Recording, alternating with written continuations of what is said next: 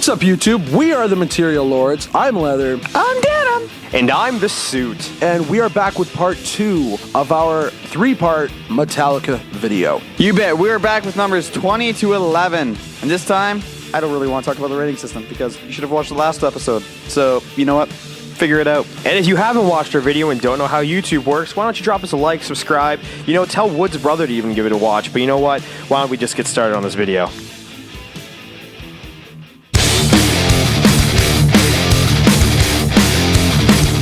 Alright guys, kicking off this video with a meh, we have All Nightmare Long. And the reason I say that is because instead of talking about the high points or the low points for this song, I'm going to talk about the mediocre points. We have actually quite a few things that are mediocre in this song. The vocals, they're not too bad. They scored, as I said, average. Lyrics too, and the bass, they're all there. They don't super stand out, but they definitely don't tank. That's why this song was rated From the wreckage, one more.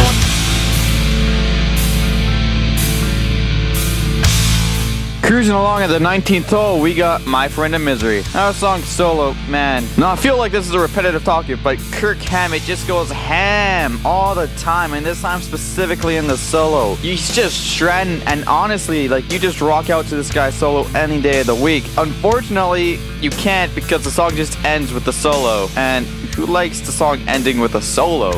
Come on. You don't want that. You want it to end with an outro, not the solo. It's not the place to end the song. However, they make up with it with a fantastic intro at the beginning of the song, as intros tenderly placed. This song overall is fairly decent, which is why it came at number 19.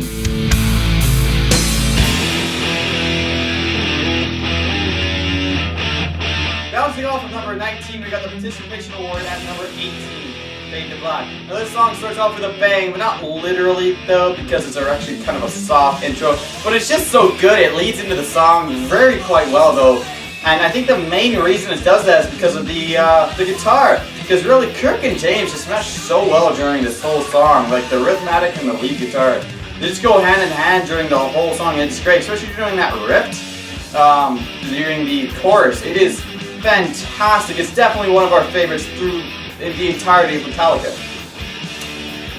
something on this song that actually doesn't get a great big trophy though is the beat. Now the beat, it's not very present throughout the entirety of the song. As he said, the guitar really carries, but the beat is not really present, and usually with rock is something that you'd like to see. The outro also wasn't very good, it's another fade away. Hey, what's going on? Hey.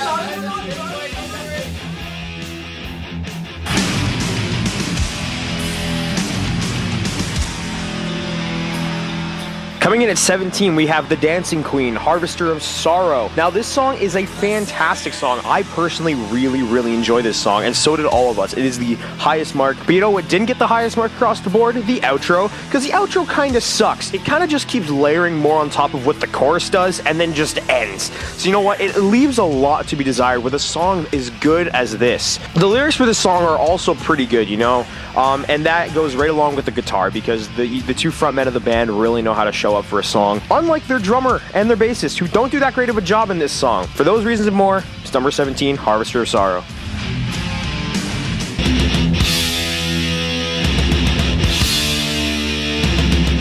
Landing a sweet 16 as sweet as sweet corn, we got Creeping Leather. Now this song has a hell of a good guitar part. This song is driven by the guitar. It is a powerful guitar, and that's the part you listen to in this song. The part you don't listen to in this song is James Hetfield's vocals. He is still a young vocalist at this time. It's only on their second album. He hasn't come into his own yet, and he really doesn't sing that well throughout the song. He doesn't on a lot of the songs on that album, and this just kind of falls into that category as well. However, it does get a very good personal mark, and you know what? The beat's not too bad either. So why not give it number 16?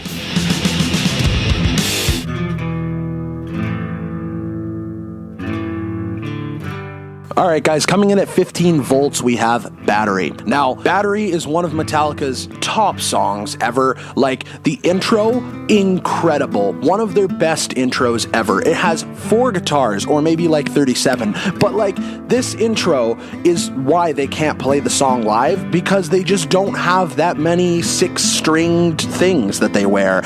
On top of that, the reason why the song is so good as well is the guitar, which also got a high mark. Personally, we all loved this song, but I have to focus in on one thing that's bad here, and that would be the beat.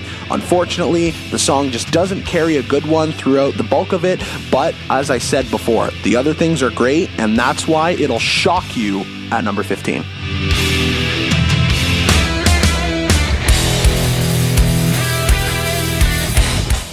Shooting itself to number 14, we have Moth in the Flame. Now this song, not half bad off their new album, you know? The bass doesn't do a whole lot, and you're gonna hear that a lot coming from us. You know, Metallica isn't known as a bass-heavy song, or a bass-heavy band, sorry. Their early stuff does when they had Cliff, but you know, with him gone, there is a bit of a space that's sitting there. But you know who actually showed up for this song? Lars did for once, you know?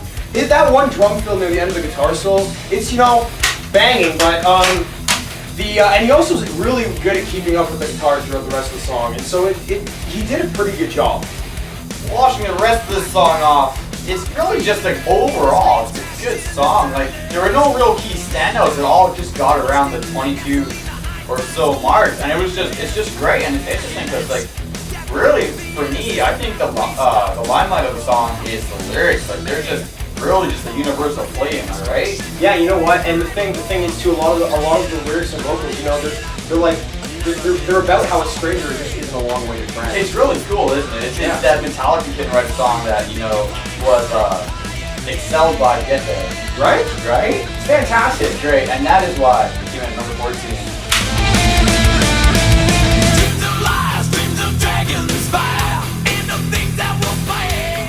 Alright guys, lucky number 13, we've got... Subdivisions. I think there was a video that said that already. Yeah, something like that, I don't know. Anyway, basically, we're going to be talking about Enter Sandman. Now, one really good thing I can say about Enter Sandman is the intro. This has one of the most iconic intros in all of rock and roll. If you hear this, you're going to know what song it is, and if you don't know what song this is, stop watching our videos. Intro scored super high marks. I don't really know what else I can say other than that. As I said, it's fantastic. They did an amazing job on it. Unfortunately, on the low end of the spectrum, we're talking about the bass.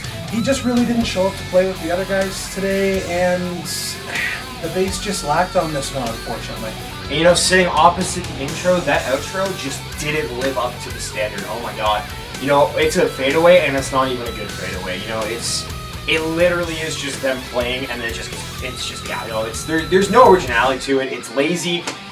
Yeah, it's not a good outro, but you know who showed up for once? Lars Ulrich, for once, decided that he actually wanted to be a good drummer, come up with an amazing intro drum riff, and you know, he does a solid job for the rest of the song, so the drums actually did quite well in this song.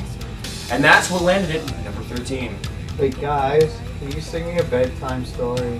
I guess. Yeah. Hush, little baby, don't say a word, and never mind that noise you heard. It's just a beast under your bed, in your closet and in your head. Exit.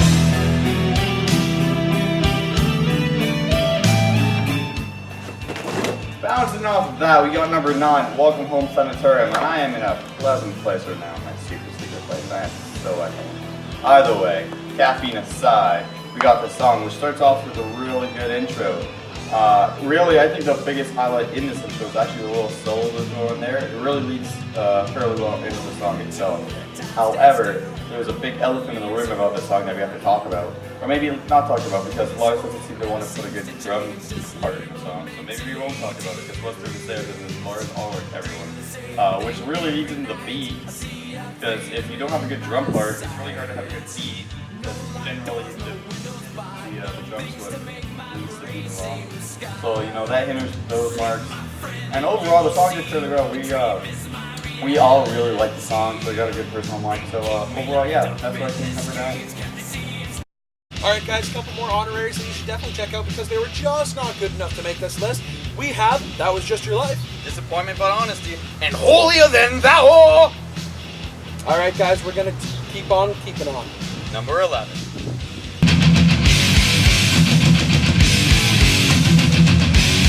Alright guys, number 11, we're talking about Disposable Heroes. I'm going to actually talk about the tail end of this song, the outro, first.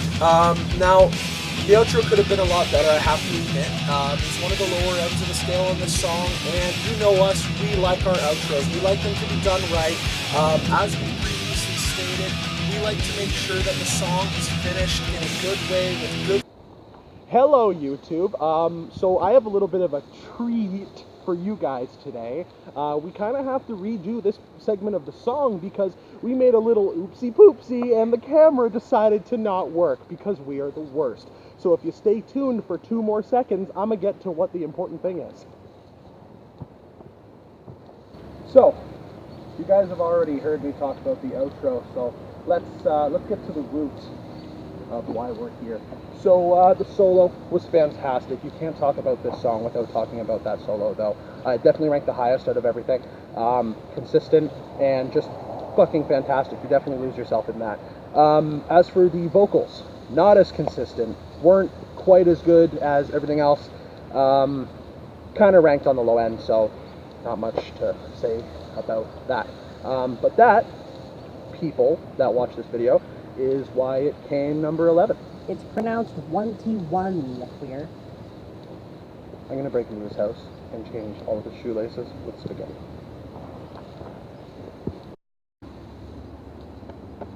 Or sap. Alright, gentlemen, and that one potential lady in Israel, that was numbers 20 through to 11. So we really hope you enjoyed that video. If you did, make sure you like, subscribe, and leave a comment so we know that you guys enjoyed. Just do your thing, homeboys and homegirls. And we'll see you in the next video.